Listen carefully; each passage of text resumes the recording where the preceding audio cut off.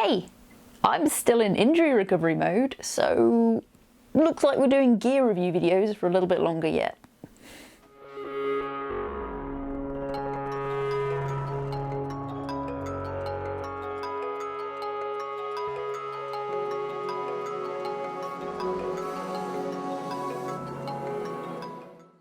Okay, I'm just going to jump straight into it because there's not really a lot of point in faffing around.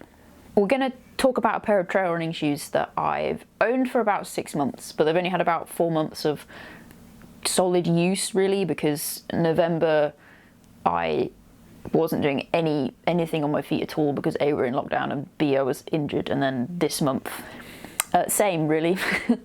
But they have been put through their paces prior to lockdowns and injuries, so I feel in a pretty good position to talk about how well they hold up for various activities. We're reviewing the Whitin Unisex trail running barefoot shoes. To start with, like anything that's labelled barefoot shoe, it's a barefoot style shoe. Obviously it's not a barefoot shoe because you wouldn't be wearing shoes if you... I know what I'm saying. But anyway, it's a barefoot style shoe, so it has 0 drop on it, which means it's got no heel, and there's basically no cushioning on the sole itself. What this aims to do is sort of promote the ability to feel the ground while you're running, so that you can be more responsive on your feet when you're running over rocks and stuff, which I personally really like for trail running. It's not everybody's cup of tea though. The shoes themselves cost £32.99 off Amazon, which is incredibly competitive in the market for barefoot and minimalist shoes, because usually they are extremely expensive for what they are. They are only available off Amazon. They are an Amazon brand, so that is a bit of a downside in my books because I don't like using Amazon unless I feel like I have to. I bought these because I wanted to try them out to see if a cheaper option was actually viable in terms of minimalist shoes, because it's really difficult finding things that are affordable for like a normal person and someone who doesn't have 100 to 150 quid to just drop on a pair of shoes. So this price barrier makes barefoot style running a bit inaccessible to a lot of people. So I just wanted to look at a cheaper option to see if that would help, make it more accessible for people who don't actually have cash to chuck around. The version of the shoe I got is just a fairly standard black with a brown sole. I have not cleaned them. I won't apologise. If you are the sort of person who likes a little bit more pizzazz on their shoes, then there are a pretty wide variety of different colours and patterns and stuff on the Amazon page that you can pick from if you don't want to just get a black pair of shoes. There's a wide range of size options, so if you've got tiny feet or boat feet, you'd probably be able to find something on there, although not all of the sizes are available for every colour option all the time. They do come with a pair of insoles, so if you are new to using minimalist shoes or you're not 100% sure if you're going to get on very well with them, then the insoles are there to add a bit more cushioning. They are super comfortable, and although I'm not using them in the shoe now, they were nice to try out for a little bit. It definitely enhances the overall comfort level of the shoe. On to talking about the performance of the shoe. So as a barefoot style shoe, it is super flexible, which again I really like for trail running because it just allows really great kind of contact with the ground, and you can feel what's going on basically and react more quickly to situations that you might not be expecting. Slippery rocks that skid out from under you, tree roots that you didn't see, or whatever. It just for me increases my responsiveness to the terrain I'm on. The lugs on them are pretty good. They're fairly deep. They're not like absolutely monstrous, but this does mean you can use them if you've got bits of concrete you need to run on between trails. Then it's not gonna be super weird to run on the concrete, so they can multi-terrain fairly well, which is quite nice. One feature of a lot of barefoot style shoes is that they have this really wide toe box, which is really nice if you're doing a lot of barefoot style or minimalist shoe use. Then your toes do start to splay out a little bit. It does change the composition of your foot slightly, and it also just means there's just more room for your feet to do their thing, and it feels so much nicer when there's a bit more room in the toe box. Personally, I feel that. Not everybody is the same. They're really secure on the feet, so they have this Velcro strap that straps over, and then they also have this sort of elastic toggle lace system thing that you can use to tighten it up even more if you need to, but honestly I usually just leave that as it is and use the Velcro strap, and that's plenty sufficient. I have experienced no rubbing at all from using these shoes. Obviously that won't be the same for everybody because everybody's feet are a little bit different, but they do have really nice cushioning around the ankle area, and I think that must have helped a little bit. But yeah, they fit me pretty well. The fit was nice, so there just wasn't any rubbing at all and no discomfort in the initial use. Obviously, because they're trail runner shoes, they're not waterproof. The water will fully go into them, but they are made of this kind of wetsuity type material on this part of the foot. So when your foot does get wet, which it will, it actually stays fairly warm. My feet haven't really ever felt super cold in these, even when they've been completely soaked through.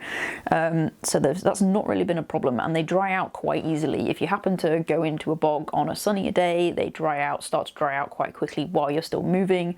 If they're just soaked for the whole hike or run or whatever and you get home, they again dry out pretty quickly, so if you need to use them the next day, then they'll probably be ready. In terms of durability, I've been pretty impressed with them. They've had only 4 months of like full use, but it's been taxing use. Like I was running very high mileage and doing a lot of fairly gnarly trails, and I was using them for hiking every single week as well. The hiking terrain was similar to the terrain that I usually run on when I'm doing my trail runs. So we were talking peat bogs, really rocky crags, just wading full on through streams, all kinds of stuff, scrambling up like wild boar cloth in the Peak District and stuff in these.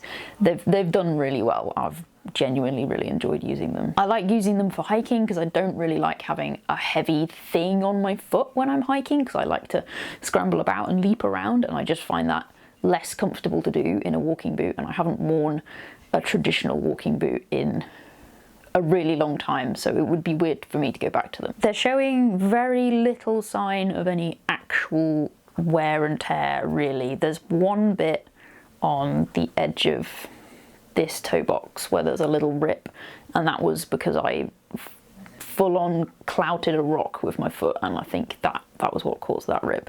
But it hasn't got any bigger since that happened at all, so it's all holding up pretty well. Like the glue around where the sole meets the material of the shoe is holding up super well. There's no like sole peeling away from that. There's no holes appearing anywhere else on the shoe at all. And the sole is actually holding up quite well. Considering how many miles I've done in these, both walking and running, it's actually not wearing down too quickly, which is nice. So I think I can get quite a bit more use out of these, which will definitely make them worth the money. On the back of the shoe, there's some kind of fraying of the fabric going on, but I think this is because I don't look after them at all. So if you're the sort of person who actually takes care of your shoes, that won't be happening, but it also doesn't affect the performance of the shoe. It's just a cosmetic issue, basically.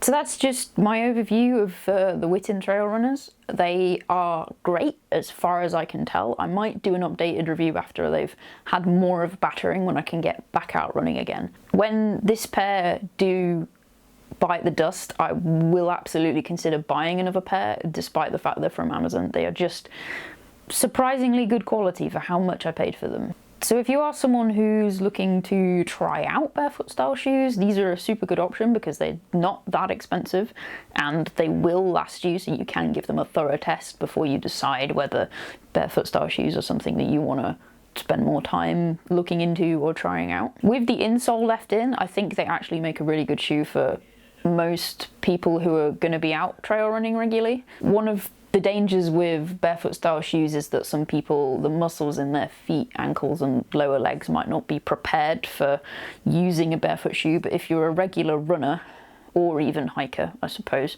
you're gonna have like strong ankles and strong leg muscles anyway, so the risk of you injuring yourself because your feet aren't expecting the change in shoe style is less of a danger. It is worth taking into consideration though, if you've never worn a barefoot style shoe before and you are used to wearing normal shoes, then it's definitely worth kind of easing into it a little bit more. Maybe just wear them for a couple of shorter walks before you start trying to take them out a bit further, so your feet can get used to how it feels to wearing shoes that have no cushioning in them. If you're a runner and you typically strike with your heel or midfoot, then they're probably not going to be a good shoe for you, because they're just not designed for that. They're designed to be run on the balls of your feet. So definitely don't dive into it if you are used to running striking on your heel or midfoot. So, solid shoe. I've really enjoyed using it. I think it's a great price for what you get. There are cheaper versions of it available on the Amazon page if you want to get some of the different styles and colours are a bit cheaper than the one I got. So there are some price options there as well. They're a really good entry point for anybody looking to get into barefoot style trail running and maybe using trail runners for hiking. And I basically have no complaints about them whatsoever. So yeah, 10 out of 10, I guess. I don't really know how to do an efficient rating system here. Yeah, sure, why not? 10 out of 10. Would buy again. Thank you for watching the video. I hope it was useful in some way. This isn't the normal sort of thing that tends to happen on this channel. I'm, as I said, have an injury at the minute and lockdowns have been going on, so I've just not been out and I've not been filming the usual content. The normal kind of stuff that goes on here is hiking, trail running, bouldering, wild swimming, wild camping. It's just outdoors doing stuff, etc., having fun, adventuring. So if that is something that you're interested in, then feel free to subscribe to the channel, and hopefully normal content will resume in the not too distant future. I hope you have an absolutely splendid day, and I will catch you next time.